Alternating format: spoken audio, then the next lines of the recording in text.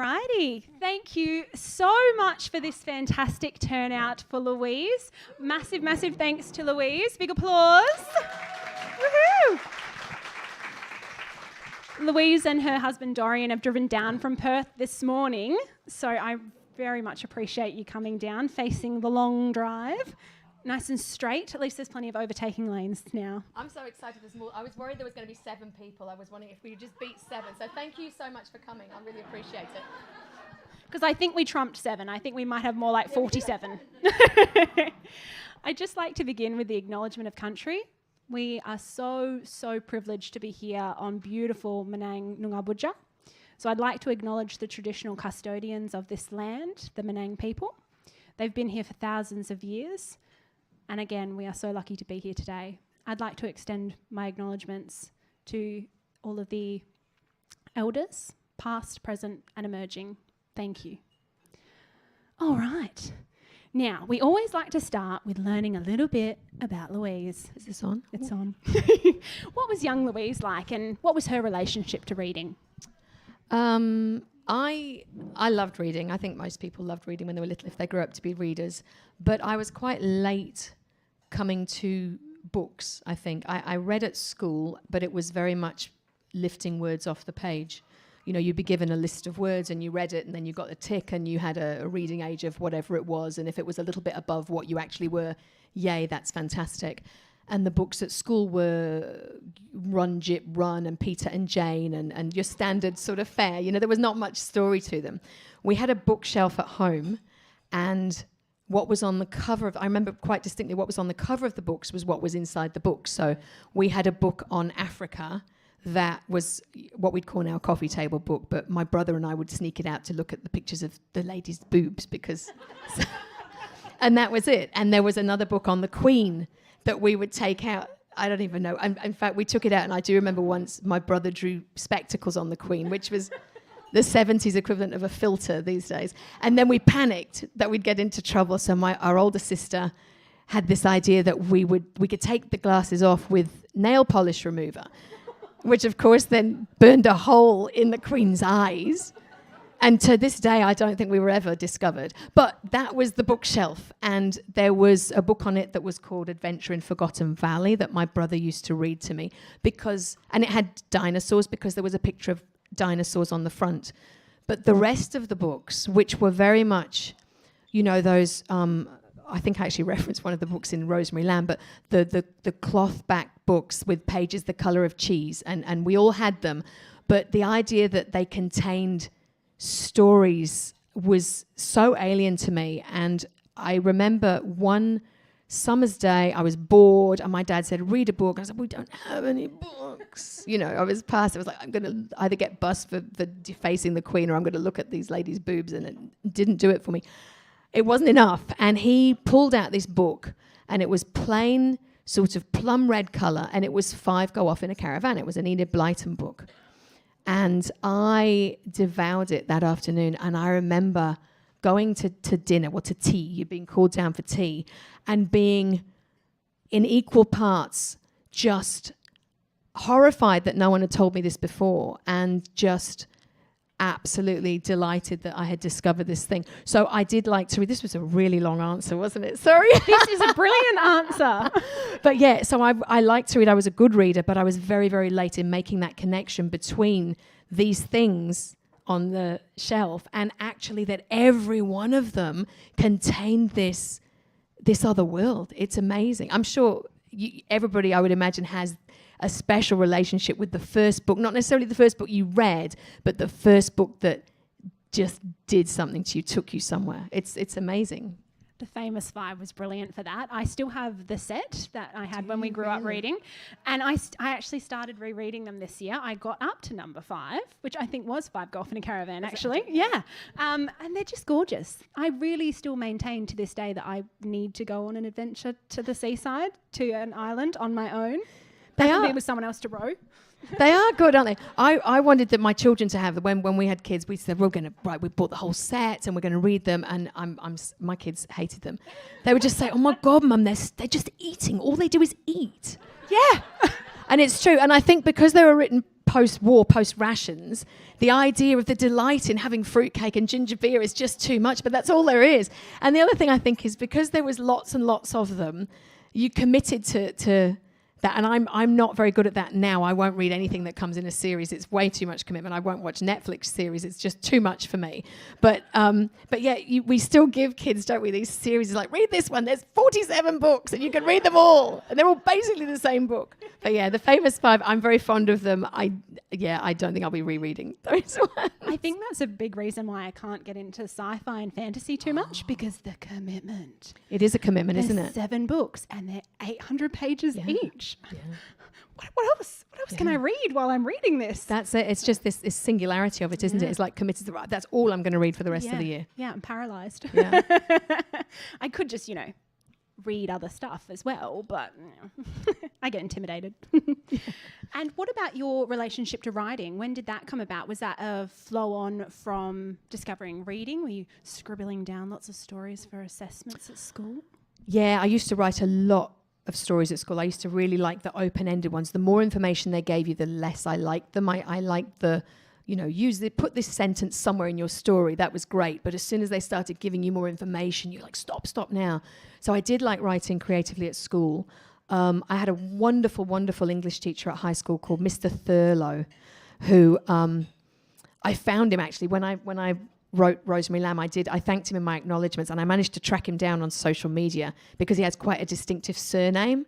So if you go onto my Instagram page, you'll see a picture of Mr. Thurlow who now lives in a retirement home. He's an elderly man with the book, and he wrote me like a 2-page review that he sent me, which was just gorgeous. But he was lovely because he would give us paper, and he would just anything we wrote in our own time, we would bring into him, and he would give it the time of day. He would read it and he would say, yeah, that's great, or yeah, that's great. I mean, that's pretty much. He never said anything negative, but I did like to read in high school very much, write in high school very much and read. But I didn't have any aspirations to become a writer. When did that come about then? Because you also teach as well. I don't. I'm an education assistant, so I don't teach. And I do maths, which is weird because I'm not very good at it. But they're really little. I'm better than them. They're 7. I'm much better. You'd be much better than me too. I'm a words girly, not a numbers girly. You should see me doing the banking. 8 plus 7. That's why you got calculators. No, writing. I came to writing a bit more when I went travelling, and it was as a means to describe things, to write letters. Now, I suppose you can go anywhere and you can say, it's amazing, look, this is what it looks like, and you can take a little video and send it to your auntie or your sister or whoever you're writing to. But in the 90s, you couldn't do that. So if you wanted to show them what it was like or bring them there, you want them to be there with you. And I have my sister and I were big writers. She was a big corresponder. And I had a couple of girlfriends who were really good, big letter writers as well. And we would always start with where we are. So it would be, I'm sitting in this thing and there's this many people and this guy's over here and there's a chair here and there's a light there and the lights are blue. And we'd just try and put each other in the place and in the space. And it was really, really nice. You had them along for the ride. That's beautiful. I must admit, I keep a journal when I travel, and I do try and do that. I don't want to write, we went here and we did this and we saw that. I try to be like, it smelt like this, and this person told this story and stuff like that. It's so true, and that's what you bring. But I'm the same, and with traveling and everything, and I'll be in the back of the taxi just writing everything we can see, and I use a lot of it. I'll use a lot of it. I'm going to Hong Kong for the first time and writing. I said for the first time. I've been once. Look at me. I was in Hong Kong for the first time. I've been to Hong Kong once. I was there for 2 days. It was a layover. I'm making myself sound really very well travelled. But I remember writing that the water there when you took the ferry across smelt like farts and permanent wave. You know, the old ammonia smell? That was Hong Kong to me. And one day if I write something and I'm in Hong Kong, it's in Hong Kong, I don't need to go back because that's all I need to know. Yeah. That's all I will know. Yeah, it's very vivid. Yeah. Watch this space. It's like, that's just reminded me, early on when you were describing, they've gotten to Langamar and they're talking about skin cancers. Chunk it out. Like, Does everyone remember that bit? The way it's described as chunking out like the dark bits on a potato. Yeah, that I was like, oh, goody. And I stopped and I read it out loud. I was like, nice, tab. Well, I suppose that's how it would appear, isn't it, to a child? If you'd grown up in, I mean, I grew up in the 70s in the 70s and 80s in the UK, and to come, I mean, Winnie comes over in the early 90s, but it's your sort of experience of skin cancer is non-existent. I don't know what it's like now, but back then certainly. And the idea when you come that people have, and they don't just take it off, like they dig it out. And that, I think, as an association for a child of that age, that all they would know of that was like that would be either maybe a hole in the sand, but that's voluntary, or potatoes. You used to have the bit at the, I don't know, does it still exist, the bit at the end of the potato peeler that had the point, and that's what you would actually have to dig around to chunk it. I've not seen black bits in potatoes for a long time. They're too pretty now. Yeah, got to go down to the farmer's market and try and get something a bit grittier. Yeah. And what about when you're writing? Are you able to read while you write? We've had a mix from authors. I dropped the book. It's too with the typing. Sorry, I'm being funny. Yes, I am, because I write in the morning and I read in the evening. So I don't read as much probably when I'm writing, but it's so separate. I will try and stay off. If a book came out and it said it's fantastic, it's Outback Noir, or it's a thriller and it's set in Perth, I would go, like, I'm not touching that.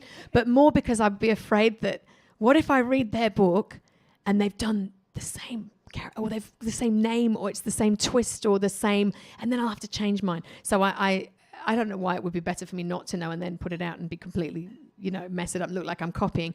But I'll avoid the genre maybe, or the too much that I think may be similar.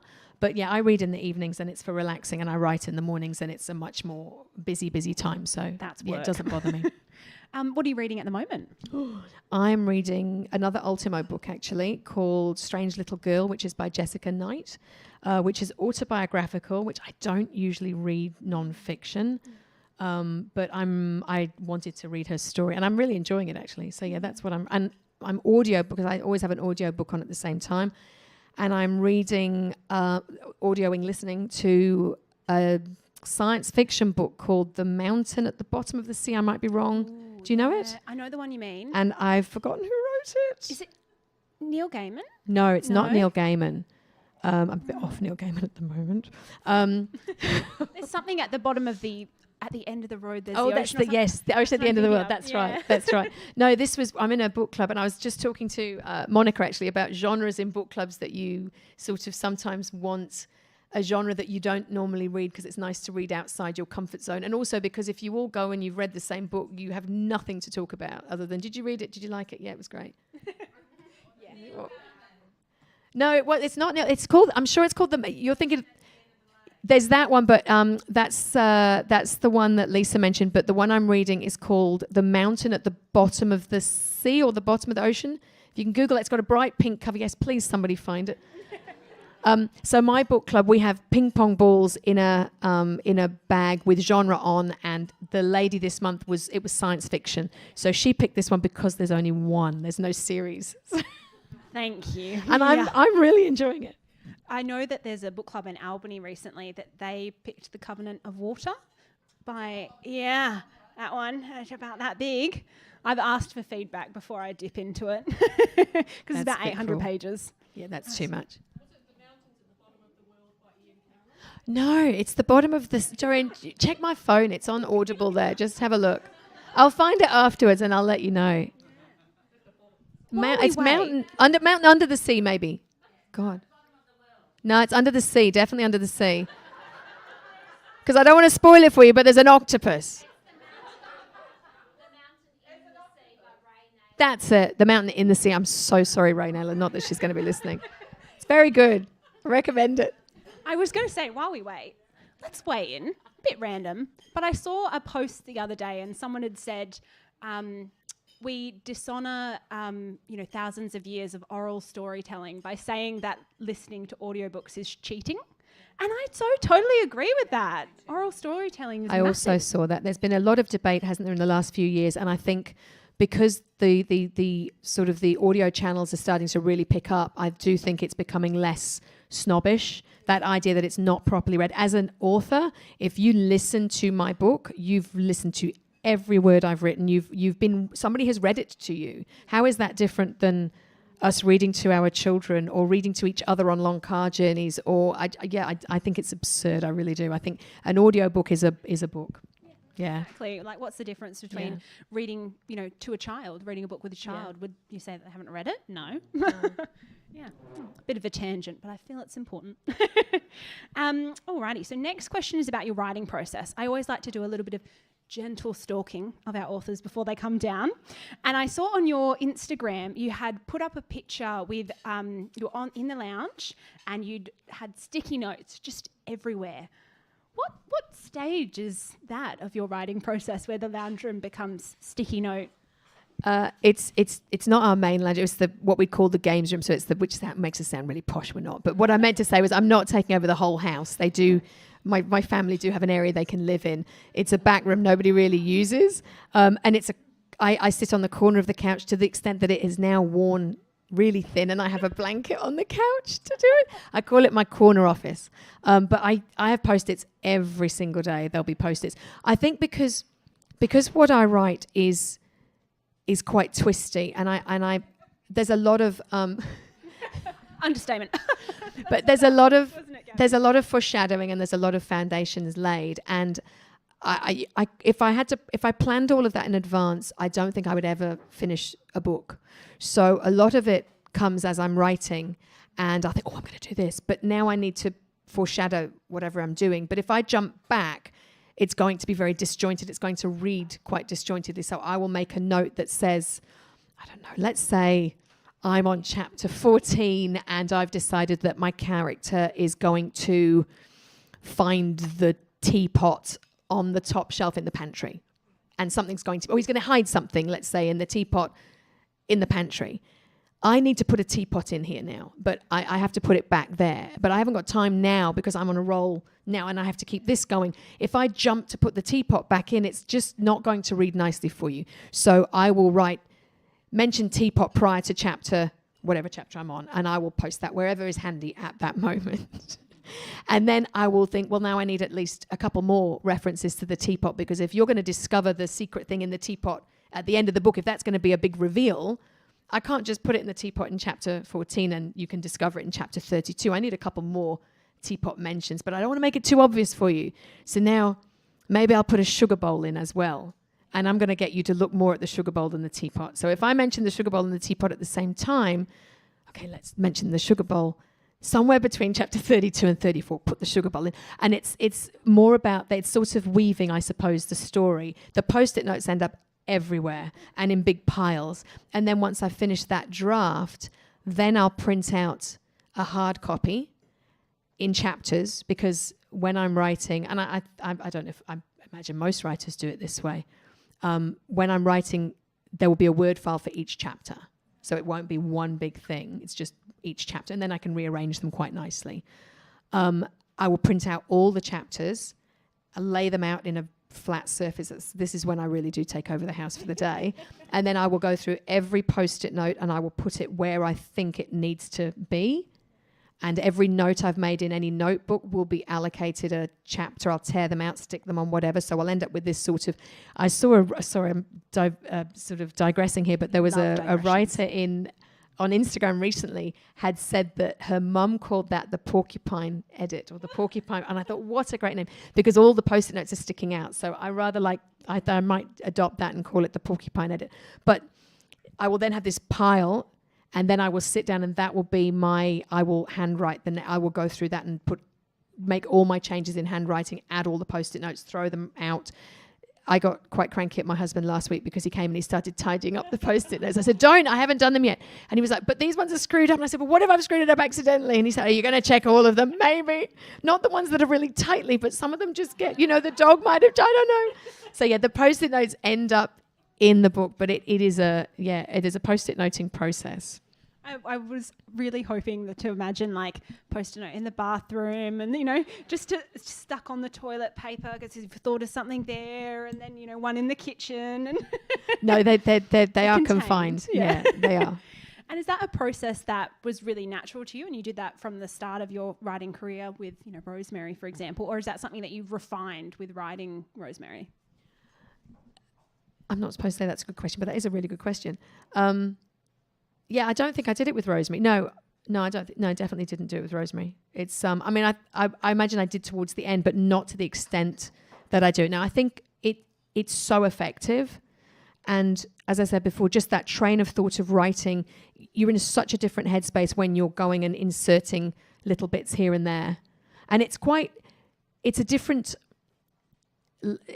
sort of creativity to insert it too, because you're actually tweaking some things. If you're thinking, okay, I need to insert a reference to this song, if you sit and think about it, you'll think, well, hang on, she's listening to the radio in chapter somewhere. Search the word radio. Okay, yep, that's where she's listening to the radio. Brilliant. That's where I'll slide it in. So it doesn't look. You don't want it to look like a post-it note in your book. Like, okay, obviously. When you read a book and you're like, oh, here we go. This is going to come up later. Or you're watching more often, I think, in a visual medium where you're watching something and you go, oh, here we go. Here comes there's a bit of foreshadowing here. I think it's going to be the tiger that takes his head off. Like, you can see what it is, can't you? So you want to slide it in there. You have to blend it in a wee bit.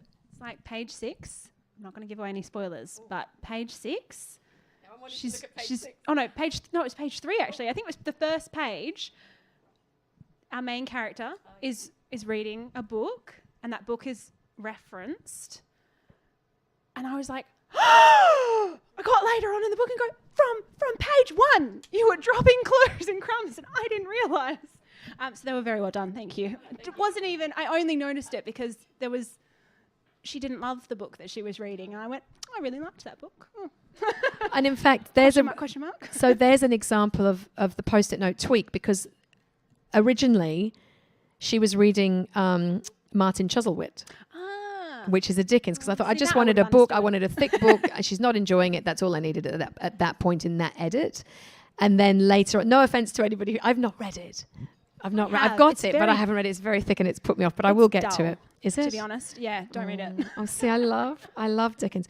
Maybe not that one. So it was originally Martin Chuzzlewit, and then I was writing later on, and the book that is being read, it was Jasper Jones.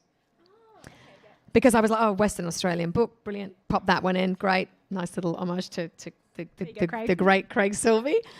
And then on a different edit, I came through and I thought, okay, no, I need it to be a different book for a different reason. And then again, it was, well, I can't just throw this book in here. I need to put it somewhere else. Ooh, insert reference to book prior to chapter whatever. And it ended up in, page 3. Yeah, nailed it. Yeah. And I also want to speak a little bit about the brilliant Robert at Ultimo and your experience of writing as a solo activity versus a collaborative project. Yeah, Robert's fantastic. Robert Watkins, who is my publisher, and I believe, last month was Shankari Chandran was the writer. He's her publisher, and also Charlene Alsop, I believe. Was the one before that? Yeah. So well, she's certainly. I don't want to go out on a limb and say that. Maybe he's not. Maybe it's Bridget, but it's certainly an Ultimo Press, and yeah, I'm sure she mentioned him. He's wonderful. It is collaborative. I think the editing process is collaborative. I don't think the writing process. I think it's still very much a solo thing. You're putting it into your editor, your publisher, when you have a finished.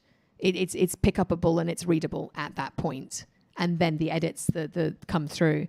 But it's collaborative, definitely. But insofar as you're given advice from somebody who knows far more than you do, and you're really, really well advised to take that advice and not be offended by it, because it does. Everybody's working towards making it the best book that you can write, but you're still writing that book. I love the editing process. I didn't think I would. I thought it would be, I just thought it would be would destroy your ego. And it's fantastic. It genuinely, you can't wait to get started on their changes, because you can see that it makes it better. was the process quite different with already, I'm assuming you were already signed up because you were with Robert for Afterlife of Rosemary Lamb.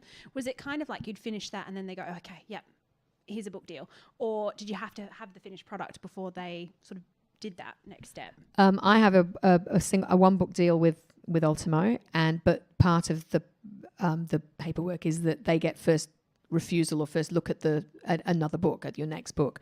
So writing a second book, knowing that it's going to get read, is so nice. Rather, you're not going to have to run the gauntlet of you're trying to get an agent, you're trying to get someone to look at it, it's going to end up in a slush pile. It's going to get read. It's really for you to, I felt with the second book, this is a bit presumptuous, I felt that it was mine to stuff up. It was for me to stuff it up. If I didn't stuff it up, there was a very good chance I was going to get a contract, which I think is fair.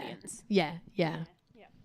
And I'm sorry, circling back around, but with all of your clues sprinkled through, was there any that were like secret clues, ones that you kind of intended like Dorian to find or a friend to find, that you sort of go, I don't think anyone else would pick up on this, but this person will? There are a couple. Actually, there's one in but do you know what's awful? Some of the stuff gets cut, and then I think, was it still in there?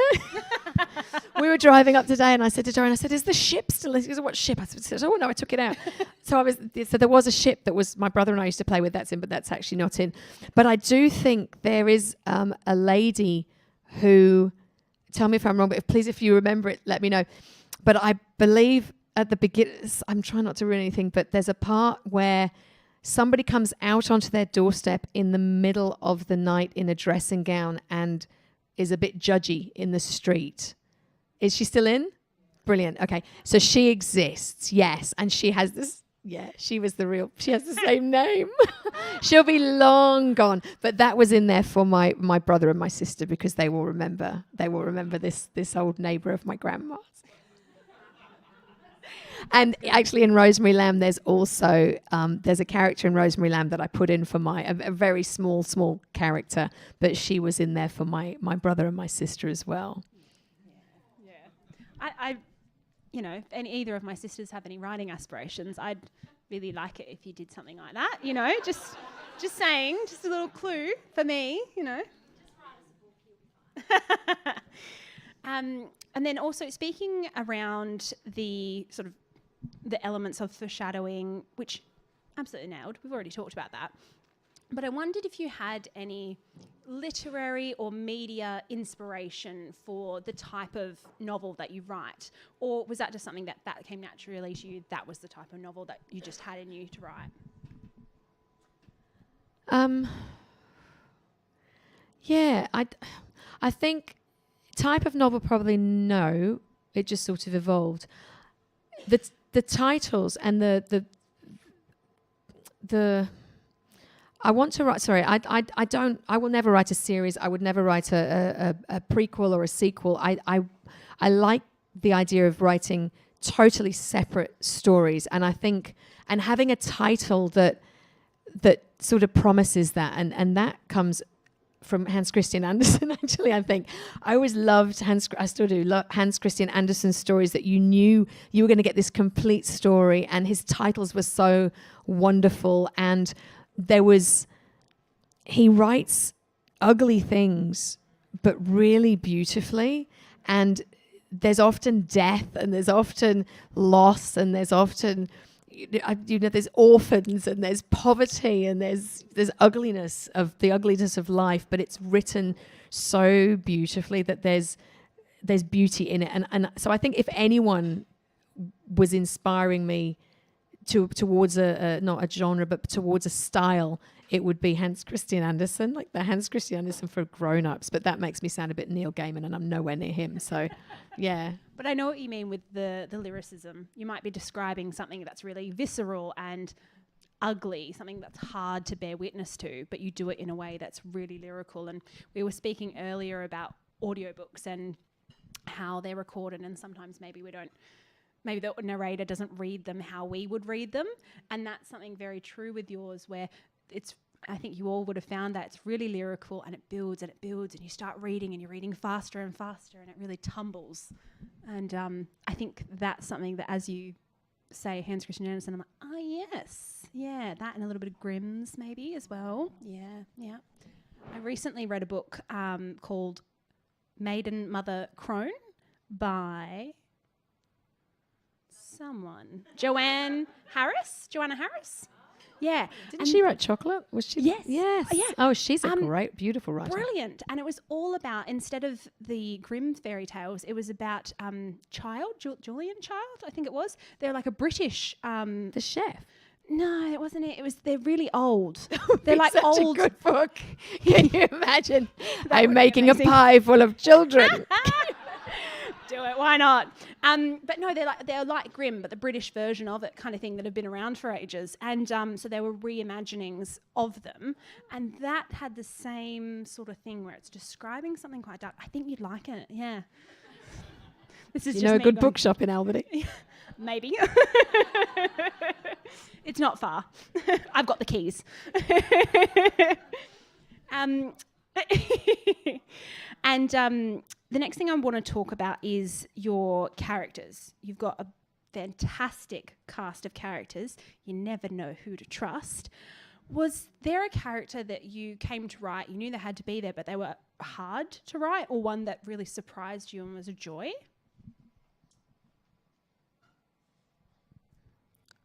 Nanny Pick started between your out. children. Yeah, I will pick between my children. Nanny started out as being not. She wasn't going to be a very nice character, and I liked her more than I thought I would. So she's sort of turned out to be okay. She's quite nice. So yeah, Nanny, I found she changed probably the most of all the characters in the book. She was really warm. She just felt so true to life, didn't she? Tough as nails. Got a lot of secrets, a lot of life that she hasn't told you about, but really warm and there when you needed her. Yeah. Yeah, I think what I find hard is not hard but tricky is introducing characters a certain way and then flipping them. So coming away from that the idea that the good guys wear the white Stetsons and the bad guys wear the black Stetsons, and they have that sort of thing, because real life isn't like that, is it? And there's nasty people who look fabulous, and there's some really lovely and nice people do really shitty things sometimes too. So And coming away from that. Yeah, and shitty people can be nice to you as well. Yeah. And that's so true, that someone might be not a great person, but they've treated you well, or that your first impression of them was really good and you're reluctant to not trust that. Yeah. I'm a terrible judge of character. I really am. I've met so many people in my life and I thought, oh, this person's so lovely, and they're not. Or I thought, oh, I don't like him, and he's turned out to be somebody really lovely. I'm rubbish, so I take myself with a pinch of salt. What about you, Dorian? You a good judge of character? Can you kind of... Yeah. So at least when you meet a stranger in a pub and you go, oh, this is a good story, you can be like... I'll be like, watching. Yeah. Don't let them buy you a drink. You mentioned as well, when we were talking about which passage to read, that Ned was inspired by someone that you met. Was that the only character that sort of was inspired by people that you'd met on your travels? Yeah, I didn't meet Ned. I saw Ned in a pub in York. Dorian was going to the bar and I was waiting, and there was a guy came and I thought, oh, I loved your Ned. That's it. So I got my notebook and I described him frantically, and a lot of it made it into the book. So the description of Ned is very, very close to what I wrote in a notebook a couple of years before. I actually wrote him properly, or had finished the book, I should say. There's bits of people. Somebody I think Lou chews his fingers, the edges of his fingers. That's my sister. My sister used to do, in strips, like, when people chew just the edge of their nails and it comes off and it looks very painful. My sister always did that. I don't know if she still does. So there's bits of people in there, but there's no one that's fully someone else. Harry is definitely, there's a tutor I had at university. I went to uni. I did an arts degree. Very useful. And there was a lecturer there who there's definitely elements of him in Harry, not great elements, but he wasn't a particularly... Doesn't sound like a very nice No, he lecturer. wasn't. But I definitely pulled on him a little bit. And there are people I went to college with who, if they read it, would go, ooh. I suppose that's the thing, isn't it? It turns a bad situation into a good one if they can be inspiration fodder for a nasty character. Yeah, you do. You're having an argument going, that's Take that. coming up. I can pull your strings now. Another thing that's really, really important to me as a reader, and I'm sure to a lot of you here, is place. I really have to feel like where I am in the novel is real. I have to feel immersed in it. I love description. And I'm going to read out a section and then ask you a question. So this is on page 41. It's no spoilers. To our left, the ocean shaded blue beyond what Dog called bush, but which was nothing like the box-topped hedges that trapped gardens where we came from. It grew thick and wild, greys and browns, and every green but bright. I kept saying that out loud. I must be incredibly annoying to share an office with. Every green but bright. I just was like, yes, that's exactly it. That's exactly how I try and describe the bush in Australia. And I've never nailed it, but now I will. And so I'd like to hear a little bit around how you create that place and whether that's something that is important to you as a reader. Yeah, it is. I think it transports you there. I as I said before, I keep a lot of notebooks. That description actually was, we were driving north and I would have notebooks and I'll just write what I see. It was a lot longer than it gets culled. It really gets tightened up, but it will be very long to start with. But again, I think from letter writing, because I did quite a lot of traveling, and I wasn't always with somebody. I traveled by myself quite a lot, and you don't have somebody there to say, look at this, remember that. You want to really, really tell the person that's not there what's there, and you can't say.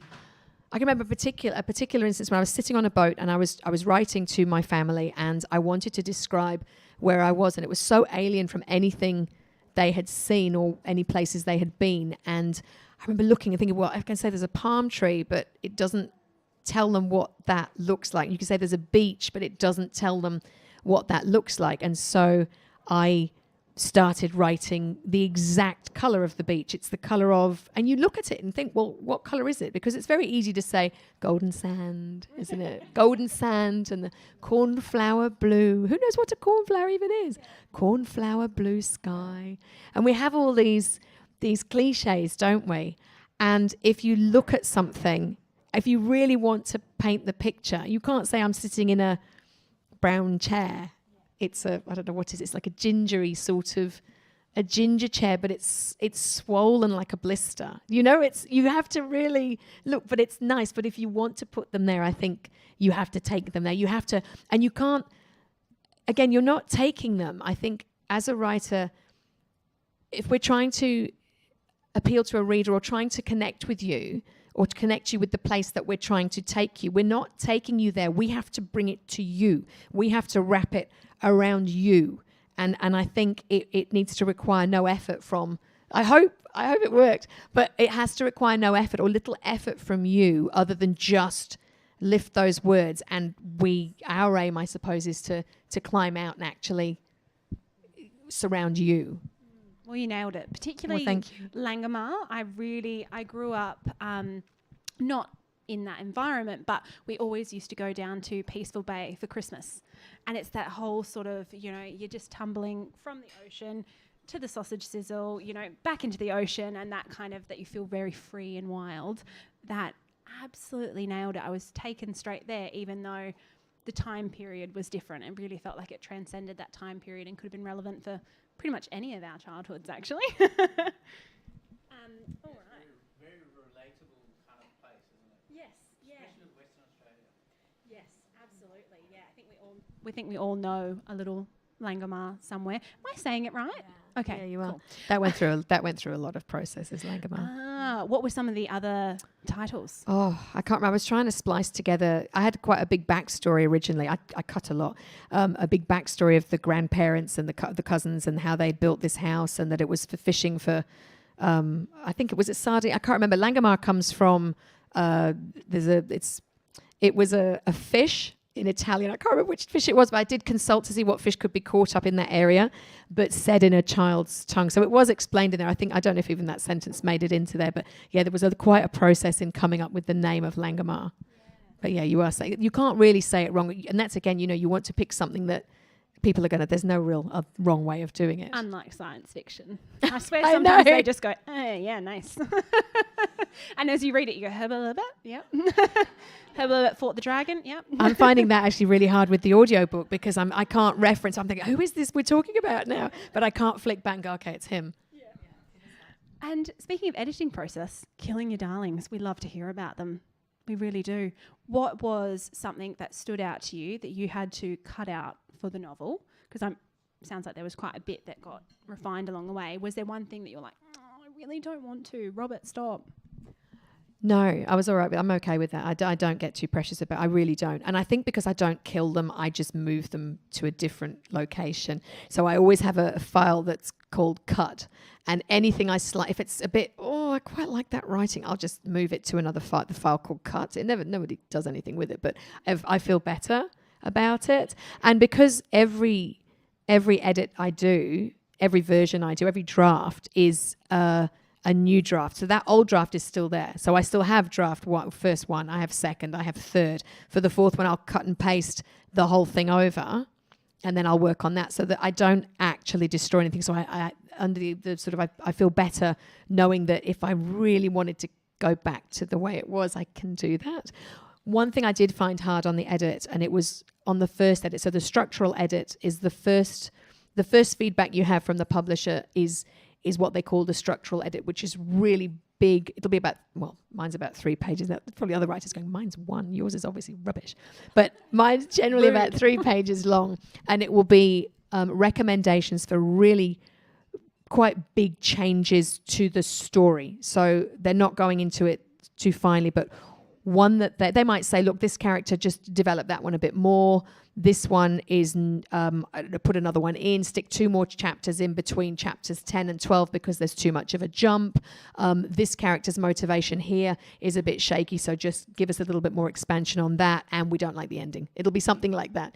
But for me, the biggest one and the most challenging in this, without giving anything away, but there is quite a big surprise around about chapter 17, and in the original version that I submitted to Ultimo, that was in like chapter 4, and they said, great, keep it going longer. So to go back in and have to do that, if you've read it and you will know what it is, you will understand that that's quite a lot of work to have to maintain that for a lot longer period, but it was worth it. And it's without a doubt, it was the best. It was great advice. And when I signed first of all with Ultimo, and I had my long conversation with Robert when they first offered me the contract. And one of the things he said was, when you start with the editing processes, it can look like someone's just gone through it and they've just marking down red pen. And he said, you have to understand that everybody's working towards making it, as I said before, the best book that you can write. And it's so true. And some of the things they will suggest, you go, damn it, that's such a good idea. Why didn't I think of that? I've yet to be in a position where I've thought, they're going to ruin it. Shit, what are they doing? They're ruining my book. It's not the same. I genuinely have not thought that. It's so cool. The editing process is so cool.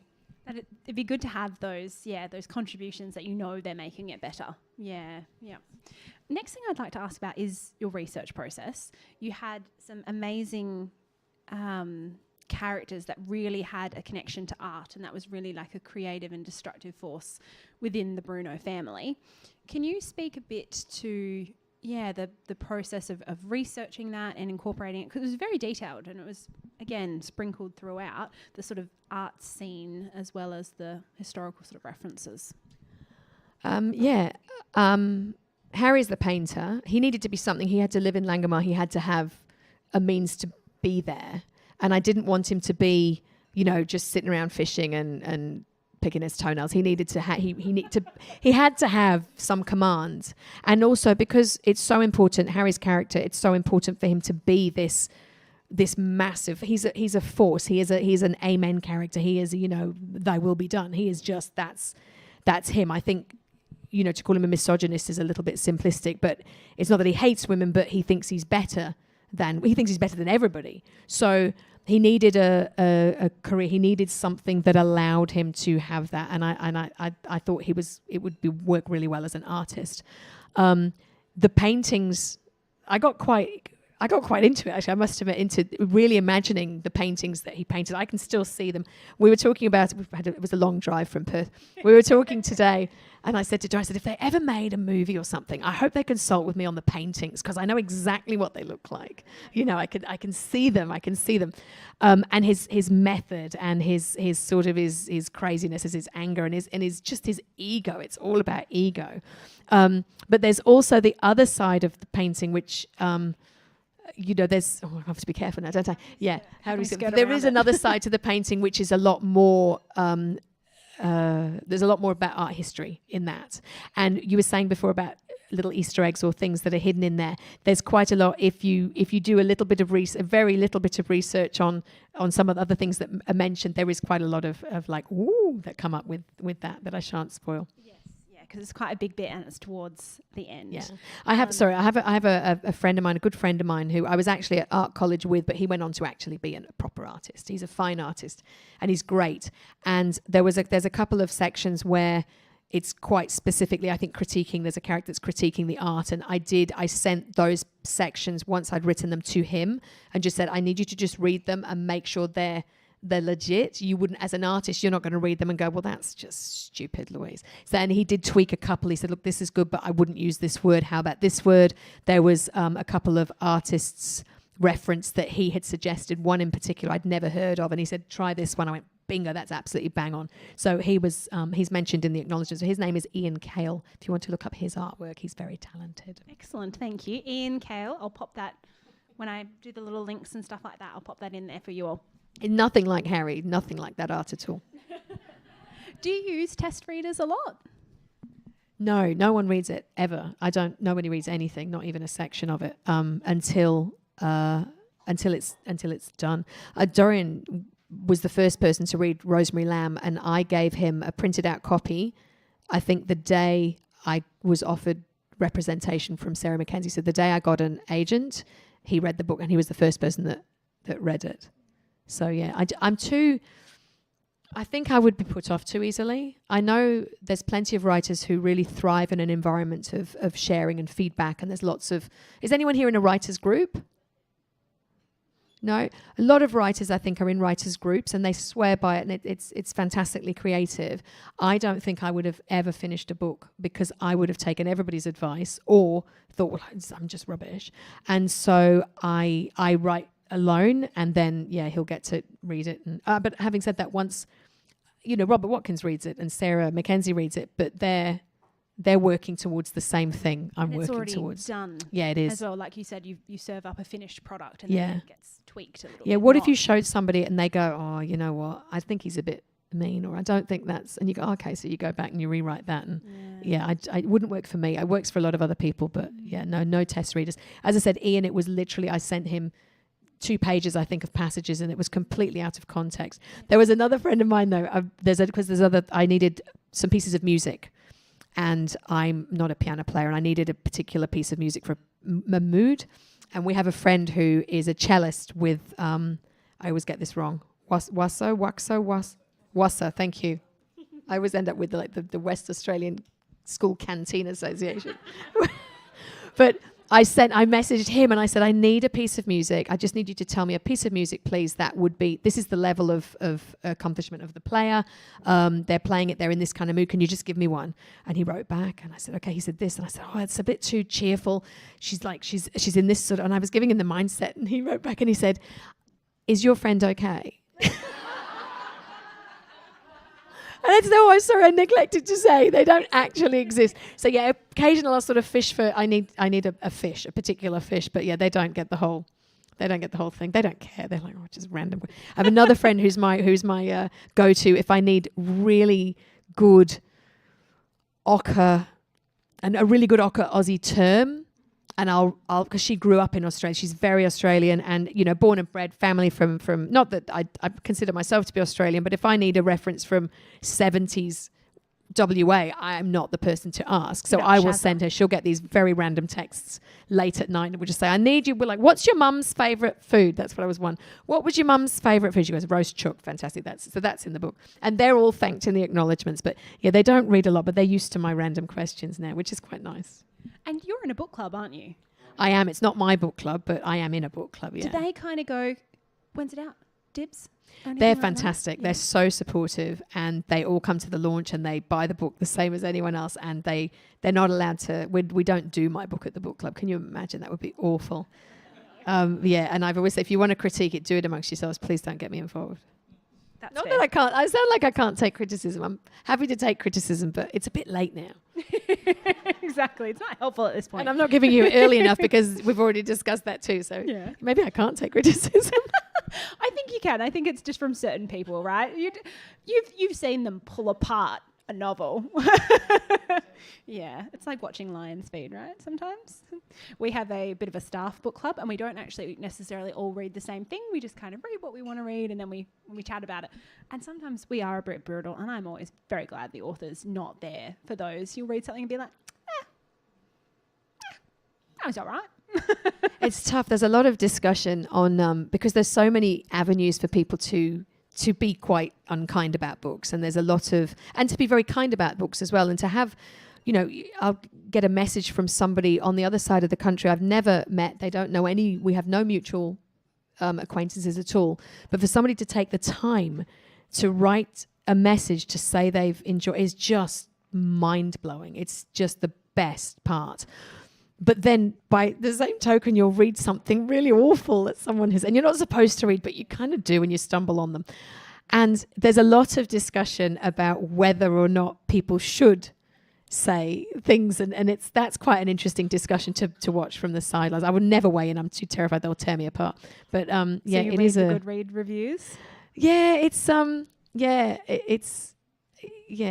I suppose it's. There's a lot of arguments to, you're entitled to have an opinion, and that writers should be able to take this criticism. And when you put yourself out there as an artist, you're open to that, and people should be able to say what they like. And I'm totally okay with that. And I don't question somebody having an opinion or a negative opinion about your book or your painting or your singing or anything. I suppose what I question as a person is whether it's kind. You know what I mean? Yeah. And it's when the the Archibald, when the Archibald was announced earlier this year, and some of the things that were said about some of these pieces were just awful. And then the Olympics and the breakdancer, and it's just, and I get that in your living room, by all means, or if you're watching The Voice, by all means, or if you're in your book club, but I don't know if I would be. If you wouldn't say it to someone's face, yeah. maybe don't put it on the internet. So I suppose once you put it out there, it's published. But yeah, we're fair. I'm fair game, and I'll take it. I get it. But yeah, I do sort of it. Yeah, I suppose I would hold my own kindness a bit higher. I wouldn't do it, but yeah, I'll take it. Yeah, I think if I was a writer, I'd read them and then I'd cry. I think when you read them and they say, I didn't finish it, you're like, oh, okay. You can't have a full judgment then. You didn't finish it. Well, I suppose it's like me doing a review, isn't it? On a I don't know. I like all food, but if I didn't like, let's say I didn't like spicy food, and I go to the spicy, this was a terrible restaurant. The food was spicy. I don't like spicy food. It's a bit like, okay. So you take it with a pinch of salt. Lots of curries and be like, didn't like it. Everything had cumin in it and coriander. Yeah. But it's what, if you're on holiday and you're looking at a hotel and you go on TripAdvisor or something, the best ones to go to are always the 1-star ones, because they're quite amusing, because it'd be like, I'm in Bali and there was no electricity after 10 o'clock. It's like, what did you like about it? Well, it was really out in the middle of nowhere. There you go. I went for isolation and I was isolated. So that might lead into my next question. I promise there'll be a good one after. But what's the worst bit about being a writer? What's the bit that just sucks? And you're like, ugh. Honestly, you don't get paid very much. That's fair. The bills do not get paid. You have to have 2 jobs. Yeah, I think that would. Everybody's goal, I think, is to be a writer that earns, But I think you have to win prizes or something for that. But yeah, I don't get paid very much. But hopefully one day I will. But yeah, that would be the worst thing, if I'm going to be honest. No, fair. And then a happier note, what's the best thing? Best thing about being a writer or writing? People reading, that just blows me away. And they like it. I'm assuming they like it. But the ones that do like it, not the ones that don't. But that's just been, and they're connecting with the characters and I didn't expect that. I didn't anticipate it at all. But yeah, that's fantastic. Oh, excellent. And then what's next for you? That's my last question is, what's next for you? What's on the radar? Can you say? Yeah, well, I'm writing number 3. I'm sort of coming up to the final draft 4, so I'm hoping to have something ready for showing sort of September, October, I'm hoping. So yeah, that's it's WA. It's set in, as long as they don't change it. Robert might go, no, change it to New York. But it's at this point it's set in WA and Perth. And in fact, number 4, I'm hoping to get it done by September because in October we're going north, and number 4 is that way. And so I'd quite like to get cracking on that when I'm there. So whether or not number 3 is sort of ready to submit, I might back burner that just so I can start up number 4 while I'm there, because it's going to be very placey, and so I need to do a lot of writing while I'm in the place to start with, at least. Brilliant. Thank you so much. Alrighty. We'll get you to read out a passage if that's okay. Yeah, I might change it because you just read a part of the passage I was going to read. Oh, sorry. No, that's all right. I'll change it up. Okay. Good thing you had a few tabbed.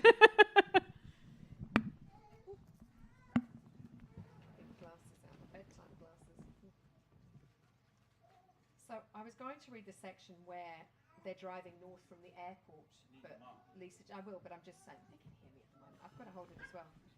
So I might skip back and read the section where we meet Dog for the first time. If I can find it. See, I've marked the wrong page, see. Sorry, talk amongst yourselves, please. Here we go. Okay, so this is from page 33, so I'm not spoiling anything. And this is where we first meet Dog. Dog has first come to get the children in Yorkshire. We all liked him right away and from the very beginning. Four and I liked his accent, his caramel tan and his easy smile, the way he stretched his neck to scratch his chin.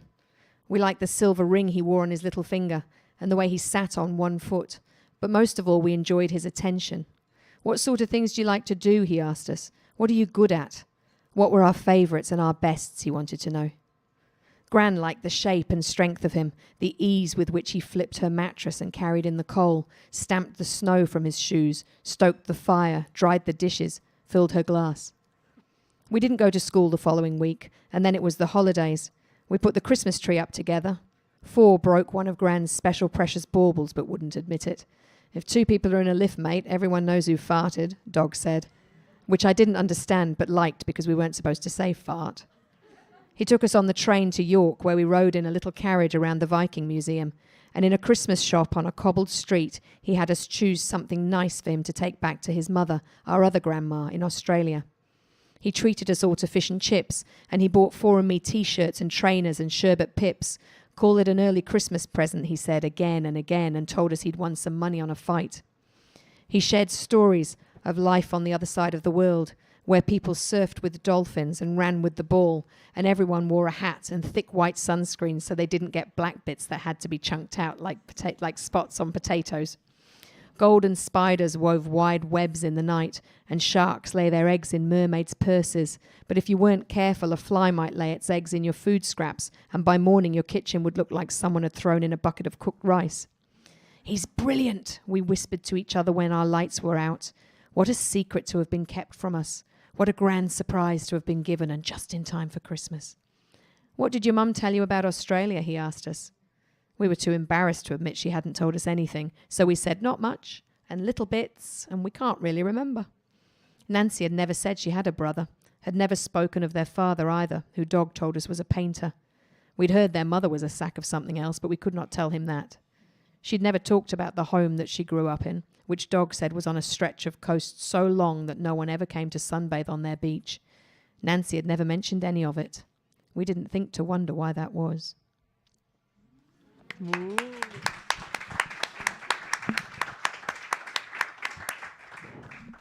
Brilliant. just brilliant. I love that chunked bit. I don't know why, but I don't know why. I love it. Alrighty, so the plan. We'll get the lights turned on, and then I have a table here with a nice pot plant and everything, and some pens. And we'll get Louise to stand here, and she will do some signings, and that is when you can ask your spoilery questions. Is everybody ready? Are you all going to race each other to the front of the line? And I will be over here selling books. And just a quick one. I have next month's book. I pleaded for an early release from Penguin. So I have Tess Wood's book here a week early for us, a week before the release date. And Tess will be here in person last Wednesday of next month. Alrighty, thanks everyone. Lisa, can I just say sorry. Thank you so much for coming. Thank you so much for buying the book or reading the book or borrowing the book or however you got it, for taking a chance on a book, because it's a big ask and it takes a lot of time. So thank you. I really, really appreciate it. Thank you. And thank you for having me.